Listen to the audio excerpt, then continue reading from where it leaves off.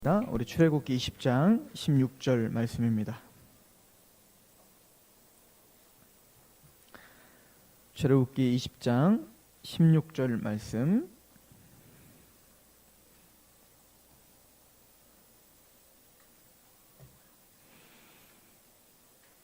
우리 함께 봉독하도록 하겠습니다.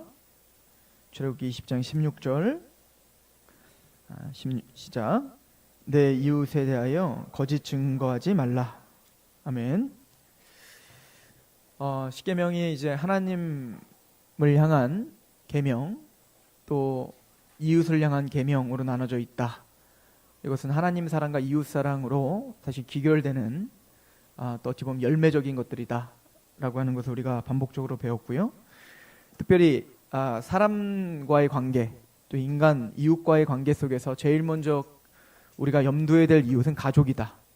그죠? 그래서 하나님은 아담에게 하와를 맡겨주셨고 또 같이 돕는 배필로 가정을 만들게 하셨다는 것을 염두해 주셔야 돼요. 하나님의 디자인, 하나님께서 직접 만드신 조직이 있는데 둘입니다. 하나는 교회입니다. 그리고 하나는 가정입니다.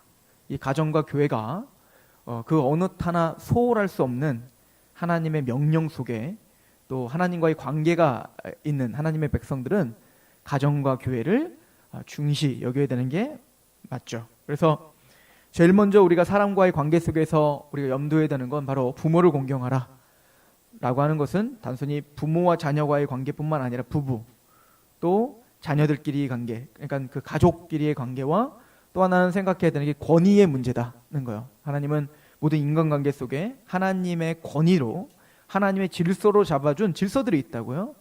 그죠? 그래서 모든 권세는 하나님께로 나온 것이기 때문에 부모가 나에게 잘하건 못하건 부모기 때문에 우리는 공경하는 겁니다. 그죠? 우리는 그래서 하나님을 믿는 백성들이 부모를 공경하는 걸로 시작해서 그러면 실제적인 이웃들과의 관계 속에서 죄가 뭐냐는 걸 하고 할 때 살인과 간음과 도적질과 그리고 오늘 거짓 증거 그리고 탐심 이것이 바로 죄고 또 이것을 멀리하는 것이 사랑이죠. 살인하지 말라라고 하는 것은 육체적인 어떤 생명을 존중하고 육체를 가해하지 말라는 거예요. 두 번째 간음하지 말라는 것은 정결을 지키라는 것이죠. 하나님의 거룩한 자녀로서 그 거룩을 지키는 것이 우리의 마땅한 본분이죠. 사람과의 사람 관계 속에서 남자가 여자를, 여자가 남자를 볼 때에 하나님의 자녀답게 같이 대우하고 거룩한 관계를 유지하는 게 중요하다는 것입니다.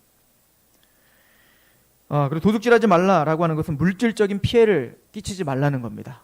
그죠? 물론 이건 살인하지 말라, 간음하지 말라, 도둑질하지 말라라고 하는 건 표면적인 이상의 것이라고 했어요. 살인하는 것만 살인죄가 아니라 형제를 보고 미워하는 것도 살인죄고 간음하는 행동만 간음이 아니라 음욕을 푸는 것부터가 이미 간음이다라고 하는 그런 그 근본적인 정신도 우리가 이미 상고해 봤습니다. 이번에는 말에 대한 계명입니다. 우리가 진짜 이웃을 사랑한다면 우리의 말이 거짓이 없어야 되고 우리의 말이 정직성과 또 거짓 증거하지 마라. 특별히 여기서 거짓 증거하지 말라라고 할 때의 이 거짓 증거는 법적인 용어예요. 원래 이제 재판석에 서서 그냥 거짓 증인을 쓴 거죠.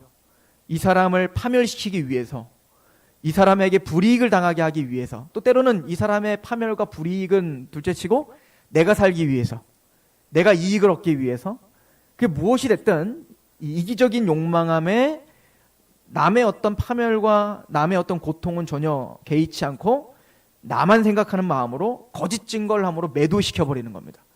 그래서 그 거짓 증언으로 말미암아 이 사람은 불리한 판결을 받게 되고 그것으로 인해서 대단히 큰 고통을 당하게 되는 어떤 상황을 우리에게 설명을 해주고 있는 것이죠. 이것은 단순히 법적인 것뿐만 아니라 우리의 일상적인 우리의 언행 심사가 우리의 어떤 언행들이 사실은 우리는 다 치우쳐 있다는 것을 지금 인정해야 될 필요가 있습니다. 우리 언행은요 중립이 없어요. 다 자기 중심이고 자기 가족 중심입니다. 학교에서 어떤 문제가 일어나잖아요. 싸움이 일어나면 내 자식이 잘못한 사람은 없어요. 다 저 자식이 잘못했지. 우리가 선생님의 가족이라면 선생님이 억울하고, 또 우리가 그 자녀의 그 편에 서 있다면 자녀들이 억울하고, 우리는 항상 억울한 사람들이지 이상하게 피해자는 없고 가해자는 없고 피해자만 있는 게 우리의 일상입니다. 왜 그럴까요? 다 사실이에요. 이 사람 입장에서 보면 이 사람이 피해자고, 저 사람 입장에서 보면 저 사람이 피해자인 거예요. 우리는 공평하다라고 이야기를 하는 것 같지만 객관적으로 그 상황을 바라보고 객관적인 시각으로 자기 자신의 잘못을 뉘우치고 그렇게 하기가 참으로 힘들어요. 그래서 우리는 이미 치우쳐 있다라고 하는 것을 이미 좀 우리는 알아야 됩니다. 그래서 이것은 누구를 판단하고 어떤 이야기를 전달할 때 굉장히 조심스러운 일인 거예요. 이게 세상에는 만연해 있습니다. 여러분들 보통 이제 그 남자들도 마찬가지지만 보통 이제 우리 자매님들이 항상 재밌어하는 게 있어요. 깔깔깔깔거리는 이유들 중에 하나는 자기 이야기하면서 그렇게 웃는 게 아니에요. 거의 대부분은 넘 얘기하면서 웃기죠, 그죠? 걔가 그랬대, 와, 막 이렇게. 그리고 우리가 밤새도록 이야기해도 끊임없이 나오는 어떤 그 재미있는 소스는 거의 남의 이야기들입니다. 걔가 그랬다더라, 저랬다더라, 그 자녀가 그렇게 했다더라, 저렇게 했다더라, 그 교회가 그렇게 됐다더라, 저렇게 됐다더라. 이것이 너무 재밌는 겁니다. 왜? 내 얘기가 아니기 때문에 그래요. 그리고 그렇게 깔깔거리면서 이야기하면서 우리는 다르다라고 생각을 하는 거죠. 예수님께서 우리에게 말씀하신 것을 좀 유념하셔야 됩니다. 비판하지 말라. 내 눈에 들보를 빼고 남의 눈에 있는 티를 빼려고 해라 라고 이야기를 하시죠. 이 얘기는 예수님께서는 우리 모두가 다 마음이 이미 치우쳐 있고 이기적이게 돼 있기 때문에 너의 생각과 너의 감정을 너무 믿지 말라는 겁니다. 그래서 우리가 물론 우리의 생각과 감정이 치우쳐 있는 건 어쩔 수가 없어요. 그러니까 아담한테 따질 수도 없고. 그러니까 이미 치우쳐 있는 걸 알고 있다면 이제부터가 문제예요. 크리스찬과 세상과의 다름은 크리스찬은 느껴지는 대로 생각나는 대로 말을 한다는 겁니다.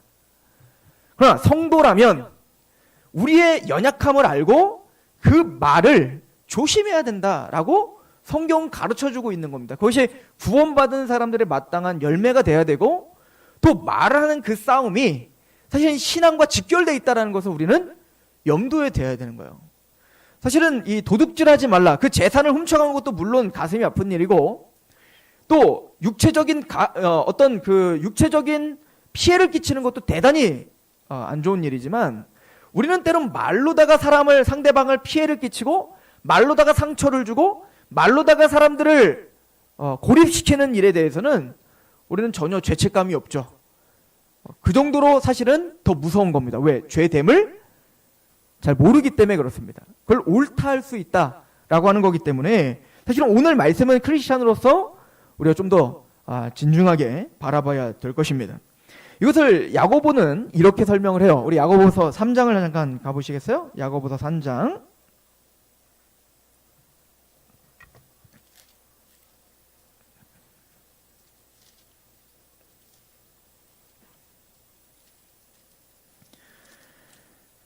야고보서 3장 1절부터 보겠습니다.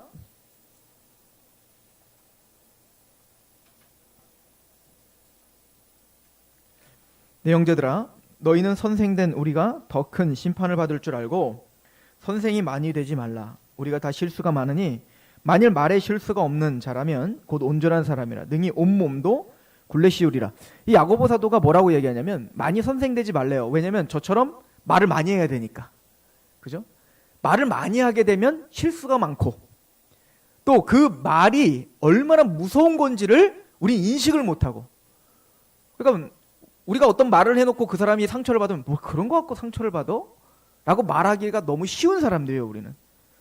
근데 사람은요, 똑같은 말을 하더라도 어떤 사람에게 상처가 안 될 수가 있어요. 그러나 어떤 사람에겐 그게 치명적인 상처가 될 수가 있습니다. 그래서 우리는 진중해야 되는 겁니다. 그래서 이제 이 야고보 사도는 이렇게 말하죠. 3절에 보면 우리가 말들의 입에 재갈을 물리는 것은 우리에게 순종하게 하려고 그 온몸을 제어하는 것이라. 또 배를 보라.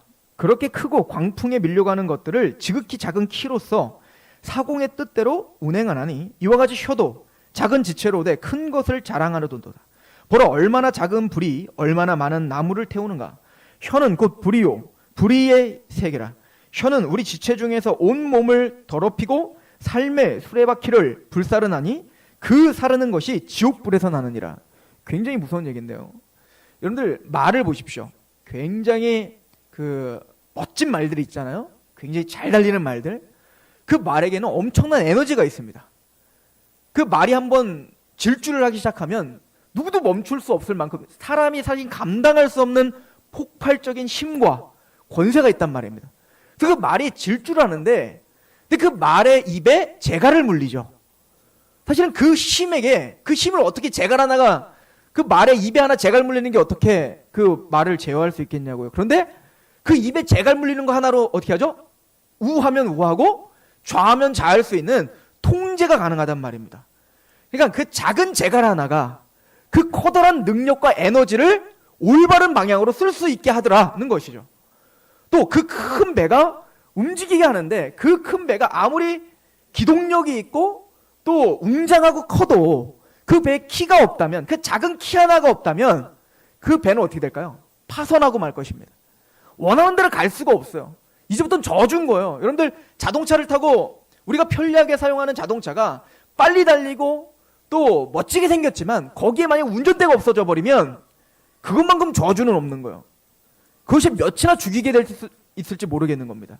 마찬가지로 조그마한 어떤 불씨 하나가 많은 어떤 산들을, 나무를 다 태워버릴 수 있는 것처럼 우리 혀가 바로 그런 능력이 있다라고 이야기하는 거예요. 이 새치혀가 사람을 죽일 수도 있고 살릴 수도 있다라고 하는 것을 야고보 사도는 굉장히 진중하게 우리에게 가르쳐주고 있는 것이죠. 그래서 뭐라고 말하죠? 6절에 혀는 그 불이요 불의 세계라. 혀는 우리 지체 중에서 온몸을 더럽히고 삶의 수레바퀴를 불사르나니 그 사르는 것이 지옥불에 나느니. 온 삶을 다 태워버릴 수도 있는 능력이 말에 있다는 겁니다. 말 한마디를 잘못하면 그 사람의 인생 자체가 망가질 수도 있습니다. 말 한마디를 잘못하면 그 사람의 실제적인 삶이 파괴될 수도 있다고요. 말 한마디를 잘못하면 우리가 육체적인 상처를 주면 그냥 상처로 끝나지만 아무럴 수가 있는데, 이 말로 상처를 받는 것은 아무러지질 않는 거예요. 그래서 얼마나 위험한지, 또 그것이 얼마나 큰 능력이 있는지를 우리에게 설명을 해주는 거죠. 제가 초등학교 6학년 때 친한 친구 몇이 있었어요. 근데 그 친구 중에 한 명이 가정이 굉장히 어려웠습니다. 제 생각에는 어머니 아버지가 나이가 굉장히 많으셨었어요. 거의 제가 그때 볼 때는 거의 할머니 할아버지처럼 보였었으니까. 그런데 집이 굉장히 어려웠습니다. 굉장히 어려운 중에 그 아이가 살았는데 참 착했습니다. 근데 공부를 너무너무 안 해서 너무 못했어요. 제가 공부를 가르쳐 줄 정도였으니까. 근데 중학교 때 저는 이제 중학교 1학년 때 올라갈 때 영어를 책을 혼자 사서 혼자 공부를 해놓고 갔었어요. 그러니까 그 친구를 이제 초등학교에서 이제 중학교로 올라갈 때 그 방학 동안에 제가 우리 교회를 전도를 해서 교회를 다니게 해주고, 그러니까 얘가 이제 하나님을 조금씩 이제 알아가고 시작했고, 그리고 저랑 같이 저희 집에서 자주 자고 하니까 저랑 같이 영어 공부도 하고 그러면서 제가 그런 얘기를 했어요. 야, 너 진짜 조금만 하면 너 공부 되게 잘할 것 같다. 조금만 더 하면 너 굉장히 공부도 잘할 것 같고 적응도 잘할 것 같아 라고 이야기했어요. 너무너무 기분을 좋아하더라고요. 근데 어느 날인가 얘가 중학교 때 레슬링부에 들어간 겁니다. 그 당시에, 지금은 어떨지 모르겠지만 그 당시에 레슬링부에 들어간다는 것은 그냥 인생 포기했다라 이렇게 생각할 정도로, 그 당시 운동부는 운동도 안 하고 막 본드에 막 그런 것들을 하는 어떤 집단이었어요. 막 싸움만 하는 집단이죠. 그런데 내가 그 아이에게 너 어쩌다가 거길 갔냐? 왜 거길 들어간 거니? 라고 이야기를 해봤더니 그 같이 친한 친구 중에 저랑 같이 공부를 하고 그러고 있는데 저랑 이제 시간이 안 맞아서, 저는 이제 중학교에 가니까 어쨌든 저 나름대로 또 다른 친구들을 만났고 그 친구들 다른 친구들을 만났는데, 그때 저랑 같이 친했던 한 친구가 그에게 이렇게 이야기한 거예요. 너는 글렀어. 레슬링부나 들어가. 너는 공부로 끝났어 임마. 너는 아무리 해도 안 돼. 넌 머리가 그런 머리가 아니야. 그냥 가서 운동이나 해. 근데 그 아이는 그게 그의 삶을 바꾼 거예요. 그리고 정말 그 아이는 레슬링부에 들어갔고, 그리고 중학교를 자퇴했고, 그리고 그런 삶을 지금 어떻게 사는지는 모르겠어요. 그래서 그때 같은 동년배의 친구의 어떤 그 말 한마디도 그 아이의 사고체계를 완전히 뒤바꿔 버린 겁니다.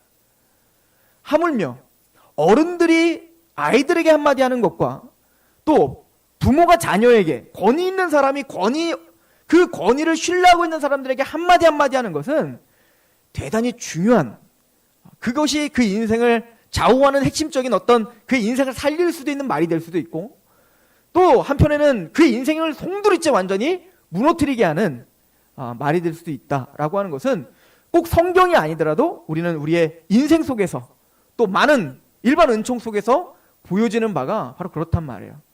그렇다면 구원받은 하나님의 백성들의 어떤 언행 심사는 어떻게 해야 될까? 우리는 하나님의 말씀으로 천지가 창조됨을 믿는 사람들입니다. 하나님의 말씀에는 능력이 있어서 비와 눈과 같아서 한번 하나님이 언약을 하시면 그 언약이 반드시 비와 눈이 하늘에서 떨어지면 아무런 일도 없이 그냥 하늘로 올라가는 비와 눈이 없는 것처럼 반드시 땅을 축축하게 하고 또 소출을 내게 하고 가란 자에게 물을 주는 그런 어떤 일을 하는 것처럼, 그리고 돌아가는 것처럼 하나님의 말씀도 비와 눈과 같아서 반드시 하나님의 언약을 형통케 하리라. 이것이 이사야서가 말하는 핵심 골자거든요. 또 성경이 말하는 핵심 골자예요. 그래서 하나님의 말씀은 정직하고 하나님의 말씀이 신실하다고 믿는 게 성도라고요. 그리고 우리는 그 하나님을 닮아가는 자들입니다. 그래서 우리는 말을 조심하는 사람들이에요. 왜죠? 우리가 말하는 대로 된다는 얘기가 아닌 거예요. 우리는 우리의 말이 사람들을 살리게 하는 도구가 되기를 원하는 사람들입니다. 하나님의 말씀이 우리를 생명을 주셨던 거예요. 생명을 불어넣었던 것처럼 우리의 말이 무슨 능력이 있겠습니까? 우리의 말이 얼마나 유능하겠습니까? 그러나 적어도 우리가 한마디 하는 그 말들이 옆에 있는 지체를 살리는 말이었으면 좋겠고, 우리 한마디 말하는 그 말들이 내 자녀들을 하나님을 더 가까이 하게 하는 말이었으면 좋겠고, 또 나의 정직성이 하나님의 신실하심을 보여주는 도구가 됐으면 좋겠고, 그런 의미로 우리는 거짓 증거하지 않으려고 하는 몸부림이 우리에게 있어야 되는 것이 맞는 겁니다. 오늘 말씀은 계속 한번 볼까요? 야고보서 3장을 다시 한번 보십시오. 그래서 6절에 혀는 곧 불이고 불의 세계라. 혀는 우리 지체 중에서 온몸을 더럽히고 삶의 수레바퀴를 불사르나니 그 사르는 것이 지옥불에 있느니라. 여기 더 중요한 얘기가 있는데, 혀는 우리 지체 중에 온몸을 더럽히게 한다라고 표현합니다. 이게 무슨 얘기냐면, 여러분들, 우리가 누군가에게 거짓 증거를 하고 악한 말을 한다는 것 자체가 이미 우리 안에는 독이 가득하다는 얘기인 거예요. 우리 안에 그 악심, 그 어떤 그 분노, 이런 것들이 우리 안에, 그 간사함이 우리에게 가득할 때 그게 밖으로 돌출되는 게 말이란 말입니다. 그러므로 우리가 악한 말을 할 때 이미 그 독은 우리 안에 퍼져서 우리를 병들게 한다는 얘기인 거예요. 그러니까 말은 단순히 그 사람만 죽이는 게 아니라 그 말로 자기 자신을 죽이게 된다라고 성경은 가르쳐주고 있는 것이죠. 그리고 7절은 말합니다. 여러 종류의 짐승과 새와 벌레와 바다의 생물은 다 사람이 길들일 수 있고 길들여 왔거니와 혀는 능히 길들일 사람이 없나니 쉬지 아니하는 악이요 죽이는 독이 가득한 것이라. 이것으로 우리가 주 아버지를 찬송하고 또 이것으로 하나님의 형상대로 지음받은 사람을 저주하나니 한 입에서 찬송과 저주가 나오는도다. 내 형제들아, 이것이 마땅하지 않다. 우리는 한 입에서 하나님을 찬양도 하고 한 입에서 그 하나님의 형상대로 지음받은 사람들을 저주합니다. 사실은 충격적이며 모순인 거예요. 이렇게 되면 안 되는 겁니다. 근데 야고보가 뭐라 하죠? 우리에게 그런 모습이 나타난다는 거예요. 근데 그런 거에 대한 전혀 이상함이 없죠, 우리는. 그게 얼마나 무거운 죄인지, 그게 얼마나 무서운 죄인지, 그게 하나님을 얼마나 아프게 하는지 우리는 전혀 알 수가 없죠. 그게 그런 죄인이 우리인 거예요. 저는 우리 공동체 안에 말로 상처받지 않았으면 좋겠습니다. 우리 공동체 안에 성도를 만나면 말로 서로 세워졌으면 좋겠습니다. 원래 나는 성격이 그래서 그래. 나는 원래 지금까지 이렇게 말하는 어떤 습관이 있어서 그래. 아니요. 그건 습관이 아니고 그거는 싸워야 될 죄인 겁니다. 성경은 그것을 분명히 죄라고 이야기하고 있고, 우리는 우리의 입술을 통해서 선포되는 말들을 정직하며 또 사람을 살리는 것으로 바꿔야 되는 책임과 사역이라고 생각하셔야 되는 거예요. 우리는 하나님께 뭘 해드린다라고 할 때 우리는 많은 돈을 벌어 또 많은 일을 하여 또 화려하게 되어 하나님의 영광을 돌리고 싶어하는 사람들이에요. 그 마음을 충분히 이해하고 인정합니다. 그러나 가장 하나님을 영화롭게 하는 것은 우리 안에 있는 그 생각과 감정을 잠재우고 열마디 할 것을 한마디로 줄이며 또 악독한 말을 할 때 그걸 절제함으로 사람을 살리는 말을 한마디 하는 것, 이것부터가 하나님께 드려지는 예배임을 우리는 명심하셔야 되는 겁니다. 우리 싸움은 여기서부터인 겁니다. 나 자신부터 싸워야 되는 거예요. 내가 하고 싶은 말을 다 하고 내가 느끼는 대로 다 얘기하면 나는 편해요. 그러나 그것으로 반드시 부메랑이 돼서 나에게 돌아올 것, 도구로 돌아올 것이고 또 그걸 듣는 그는 평생을 아파하며 살 것을 우리는 아셔야 되는 거예요. 그리고 야고보가 뭐라고 얘기하죠? 한 입으로 하나님을 찬양하면서 한 입으로는 우리가 형제를 비판하고 형제를 향해 거짓 증거하고 형제를 신랄하는 것이 단순히 한 사람에게 뭐라고 하는 게 아니라 하나님의 형상을 저주하는도다. 하나님의 형상을 저주한다는 건 하나님을 저주한다는 것과 같은 겁니다. 우리가 하나님의 형상이듯 옆에 있는 지체가 하나님의 형상인 것을 기억하셔야 됩니다. 제가 이번에 우리 목장 모임을 돌아가면서 신방을 쭉 하면서 우리가 칭찬해 주기를 했습니다. 느낀 게 있어요. 칭찬을 습관화하지를 우리는 못하고 있었구나. 칭찬을 듣는 것도 부끄럽고 칭찬을 하는 것도 부끄럽고. 근데 또 느낀 게 있어요. 계속 해버릇하니 자연스러워지더라. 이것도 훈련이 필요한 것 같습니다. 사도 바울이 디모데에게 편지를 보내면서 너희는 경건에 이르도록 연습하라 라고 하는데, 그 연습은 자족의 연습도 있지만 저는 언어의 연습도 해야 된다고 믿습니다. 여러분들, 세상은 언어 연습을 하려고 합니다. 그들이 근데 언어 연습을 하는 이유는 나를 위해서 하는 겁니다. 남들에게 어쨌든 내가 좀 세련되게 보이려고, 또 남들에게 많은 호감을 보이게 하려고 언행 연습을 합니다.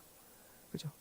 또 이 사람에게 어떤 설득을 하여 그 어떤 좋은 이미지를 보여서 이 사람의 지갑을 열게 하려고 우리는, 세상 사람들은 언어 연습을 한다고요. 그럼 우리는 하나님을 위해서 언어 연습을 하셔야 됩니다. 또 내 영혼을 위해서 언어 연습을 하셔야 되고, 보여지는 성도들을 위해서 언어 연습을 하셔야 되는 겁니다. 이것이 우리의 숙제 되는 거예요. 여러분들, 거짓 증거, 우리가 사실은 거짓말이라고 많이 하는데 사실은 우리는 수두룩하게 거짓말을 해요. 과장도 거짓말인 거 아시죠? 제가 군대에서 이제 휴가를 나왔는데, 그때 저희 어머니랑 같이 이제 기도원을 간 적이 있었어요. 그 기도원을 갔는데 거기 이제 기도원 여자 목사님이신데, 그 목사님에게 이제 저를 이제 소개를 했나 봐요. 우리 어머니가 저에 대해서 이야기를 했는데, 저를 딱 만나자마자 홍 권사님 아드님이세요? 네, 맞습니다.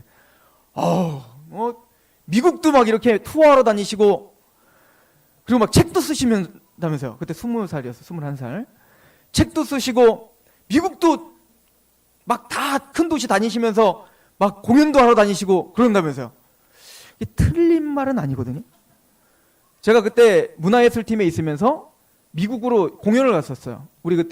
우리 그 무용 전공자들이랑 같이 그때 워십 댄스 뭐 이런 거를 하려고 미국에서 LA와 뉴욕과 시카고를 돌아가면서 한인교회들, 큰 한인교회들을 이제 투어하면서 공연을 했었어요. 그러니까 사실이죠. 미국 가서 투어했잖아요. 또 제가 군대에 있을 때 구원론을 듣고 복음을 듣고 막 너무 감격해서 사람들에게 막 복음을 전하는데, 이제 제가 휴가를 나가서 복음을 전했는데 그 아이들은 제가 군대를 가니까 저를 또 못 만나잖아요. 성경공부를 할 수가 없잖아요. 그래서 제가 어떻게 했냐면 편지를 장문의 편지를 써가지고 막 보냈다고요. 서신을 보낸 거죠. 그러니까 복음을 장문의 편지를 써서 그랬더니 걔네들이 너무 좋아하는 거예요. 제가 없어도 편지를 읽으면 성경공부가 되니까. 그래서 제가 그래서 책을 쓰는 거구나. 그래서 제가 그때 책을 쓰기 시작했어요. 뭐 책이라고 하긴 뭐하고 그냥 제가 느낀 바를 글로 다 써가지고 나중에 그거를 성경공부한 사람에게 줘야지. 그때 제목도 제가 정했죠. 언약이 내 마음에. 이게 그때 제목이었어요. 그래서 그걸 책을 막 쓰고 막 책이라고 하여튼 글을 썼어요. 글을. 근데 우리 어머니가 그거를 이제 설명한 겁니다. 아, 우리 아들이 미국에 공연도 하러 다니고 그리고 책도 썼다. 거짓이에요? 참이에요? 참이에요. 참이지만 이상해요. 그걸 듣는데 그냥 이상해. 하여튼 제가 몸둘 바를 모르겠어요. 우리는 다 그래요. 우리 자녀를 이야기할 때, 자기 자신을 이야기할 때, 무엇을 이야기할 때 담담하게 이야기할 수가 없어요. 우리는 뭔가 부풀리기 좋아하고 조금 더 우리가 뭔가 더 나은 사람인 것처럼 보여지려고 말을 하고 있는 우리의 습관들을 보게 됩니다. 그렇죠? 사실 그런 것도 거짓 증거입니다. 우리 로마서를 잠깐 보시겠습니까? 로마서 1장.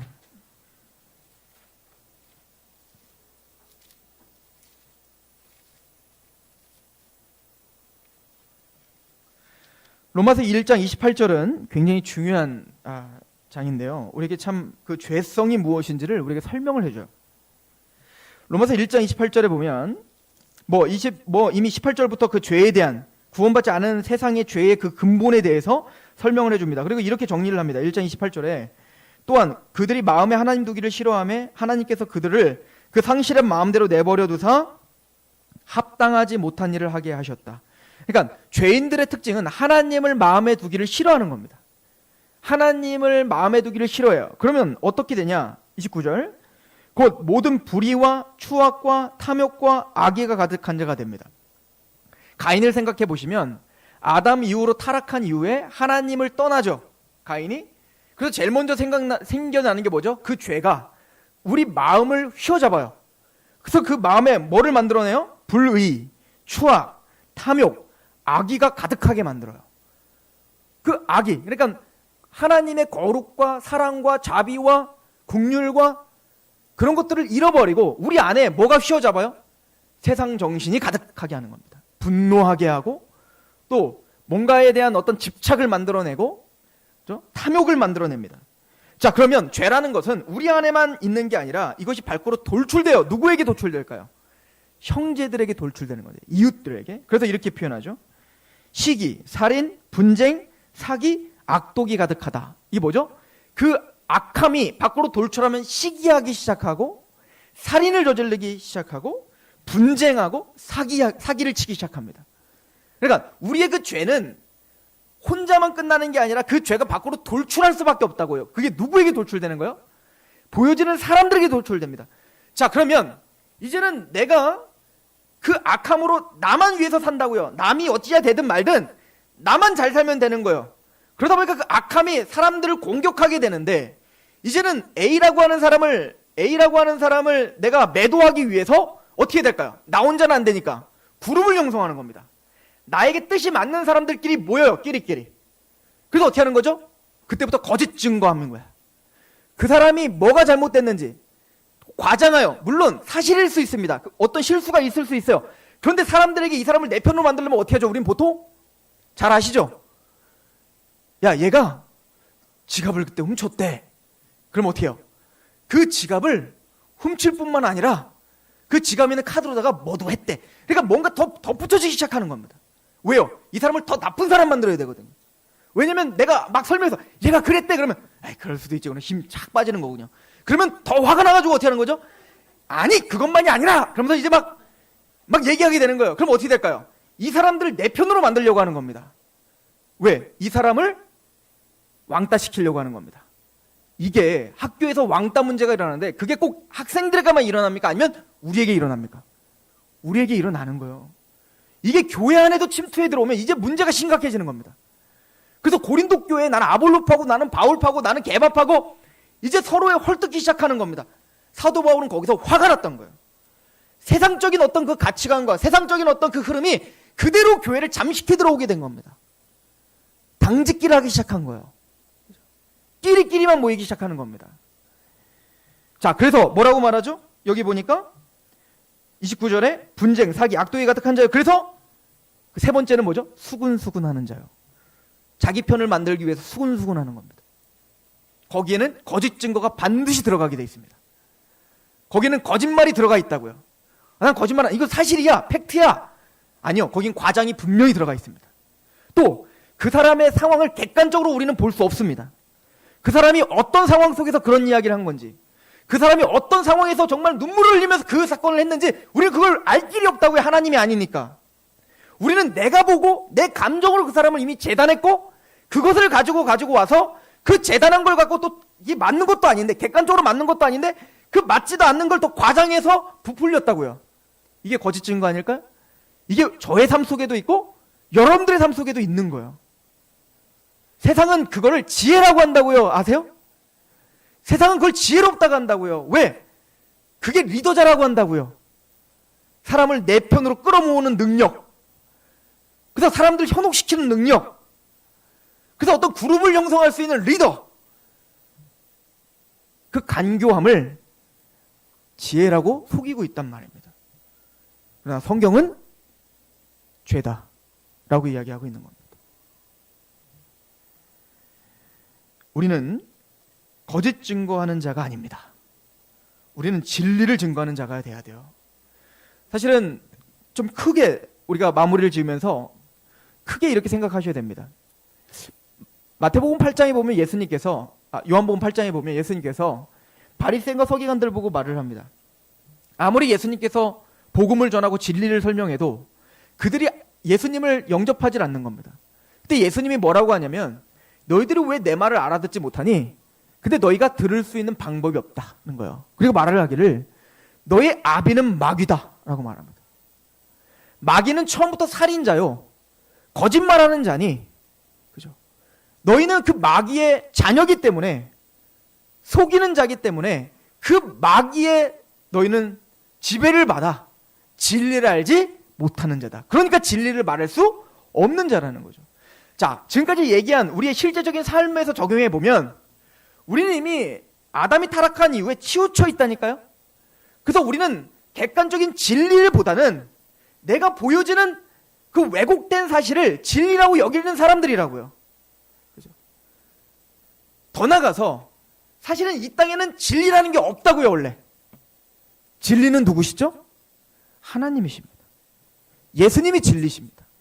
근데 모든 세상은 그 예수님이 아닌 다른 행복을 이야기한다고요. 참된 진리인, 참된 복이고, 참된 행복이고, 참된 안식이신, 안식의 주인이시며 안식을 우리에게 주실, 완성하실 그 예수님의 십자가 부활 외에는 참된 안식이 없습니다. 이게 진리라면 우리는 사실은 다 거짓말쟁이죠. 과학이 우리에게 평안을 줄 수 있다고 이야기합니다. 정치가 우리에게 모든 평강을 줄 거라고 약속합니다. 의사들은 그 의술이 우리의 모든 건강과 우리의 모든 생명을 유지시켜주고 나중에는 생명도 우리가 창조할 수 있을 거라고 자부하고 있습니다. 근데 그것을 세상은 위대하다라고 이야기를 한다고요. 우리는 그것이 거짓입니다. 참된 것은 예수 그리스도 외에는 진리가 없습니다 라고 선포하는 사람들이라고요. 그들 앞에서 거짓을 증언하지 말고 이 말씀을 타협 없이 내 감정과 내 상황과 상관없이 하나님의 말씀을 그대로 드러내 하나님의 말씀이 진리임을 선언하는 사람들이 우리 교회요 성도인 거예요. 그래서 우리는 실제적인 삶 속에서 더 정직해야 되는 겁니다. 우리의 말에 신빙성이 있어야 되는 겁니다. 우리의 말에 권위가 있어야 되는 겁니다. 이것은 돈이 많고 권력이 많고의 관계를 떠나는 거예요. 우리가 조그만 구멍가게를 하나 하더라도 정직하게 운영을 하고, 또 사람들 앞에 남들은 그렇게 비난하지만 그 앞에서 우리는 정직하게 그 상황들을 보려고 하는 몸부림이 있어야 됩니다. 그것 때문에 때로는 우리가 매도당할 수도 있습니다. 그것 때문에 때로는 불이익을 당할 수도 있습니다.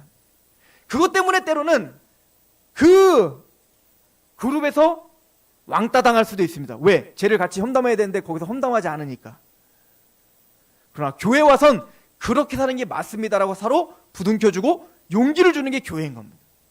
세상은 아니라고 하고 그게 행복이라고 말할 때 아니라고, 이렇게 사는 것이 답답해 보여도 하나님의 올곧은 하나님의 백성들의 길이라고 말 한마디를 하더라도 그냥 우스갯소리를 하고 그걸로 인해서 사람들을 너무나 가볍게 평가하는 것이 그게 우리의 어떤 문화라면 교회 안에서만큼은 진중하게 그를 칭찬해 줄 수 있고 세워줄 수 있고 또 묵직한 말 한마디 한마디로 서로에게 신뢰를 주는 공동체여야 되는 것입니다. 뭐 유머가 필요 없다는 건 아니에요. 저도 유머를 좋아합니다. 저는 심각한 상황을 정말 재치 있게 좀 유머러스하게 넘어갈 수 있는 사람을 정말 좋아해요. 저는 그런 사람이길 원합니다. 그거가 다른 문제인 겁니다. 그런 유머가, 그런 어떤 가벼운 말 한마디가 사람에게 상처를 주는 거라면 우리는 진중하게 우리의 언행을 감시하셔야 됩니다. 우리의 혀에 눈에 파수꾼을 두는 것처럼 우리의 혀에 파수꾼을 두셔야 되는 겁니다. 왜냐하면 우리는 하나님의 나라이기 때문에 그렇습니다. 우리는 진리를 선포하는 사람들이기 때문에 그렇습니다. 기도하겠습니다.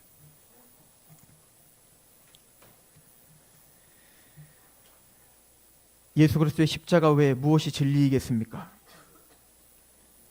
하나님이 주신 그 진리를 선포하는 자답게 또 거룩하시고 신실하신 하나님의 말씀 앞에 서 있는 사람답게 우리의 언행을 통해 사람들이 살아나게 하여 주시옵소서. 우리의 유익과 또 그 증오로 말미암아 남들을 파멸하는 말로 상처를 입히는 살인자가 되지 않게 하여 주시옵소서.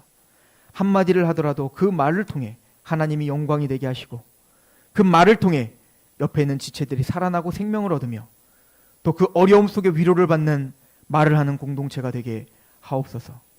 예수 그리스도 안에서 우리가 한 몸이고 한 지체임을 알아 서로를 이해하고 서로를 나보다 낮게 여기며 그렇게 섬기는 공동체로 세상에 대안이 되는 그런 교회가 되게 하여 주옵소서. 그렇게 진리를 선포하는 자로 삼아주신 하나님 앞에 그 예배자로 서 있게 하여 주시길 간절히 구하며 예수 그리스도의 이름으로 감사하며 기도합니다.